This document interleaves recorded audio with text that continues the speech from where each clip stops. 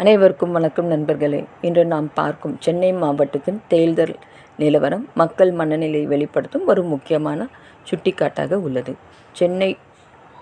சென்னையில் டாக்டர் ராதாகிருஷ்ணன் நகர், பெரம்பூர், கொளத்தூர், வில்லிவாக்கம், திருவிக நகர், எக்மூர், ராயபுரம், ஹார்பர், சேப்பாக்கம், திருவல்லிக்கேணி, அண்ணா நகர், ஆயிரம் விளக்கு, விருகம்பாக்கம், சைதாப்பேட்டை, மயிலாப்பூர், தியாகராய நகர், வேளச்சேரி ஆகிய 16 இடங்களில் வாக்கு எண்ணிக்கை வெளிவந்துள்ளது. இதில் ஏஐடிஎம்கே கட்சி 16 வாக்குகளுடன் முழுமையான முன்னிலை வசிக்கிறது. டிஎம்கே, டிவிகே மற்றும் இதர ஆகியவற்றில் இதுவரை எந்த வாக்கும் பதிவாகவில்லை. இந்த நிலவரம் மக்கள் எந்த கட்சியை நம்பிக்கையுடன் பார்க்கின்றளோ என்பதை தெளிவாக காட்டுகிறது. ஏஐடிஎம்கேக்கு கிடைத்த வாக்குகள் அந்த கட்சியின் அடிப்படை வலிமை வெளிப்படுத்துகின்றன.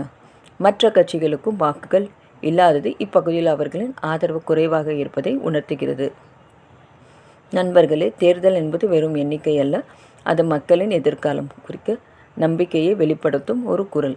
சென்னை மாவட்ட மக்களின் இந்த தேர்வு அவர்கள் விரும்பும் வளர்ச்சி பாதையை காட்டுகிறது.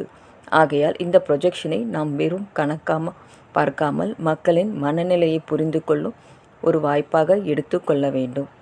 சென்னை மக்கள் தங்கள் எதிர்காலத்தை எந்த கட்சியும் ஒப்படைக்க விரும்புகிறார்கள் என்பதை இந்த வாக்குகள் தெளிவாக சொல்கின்றன. நன்றி.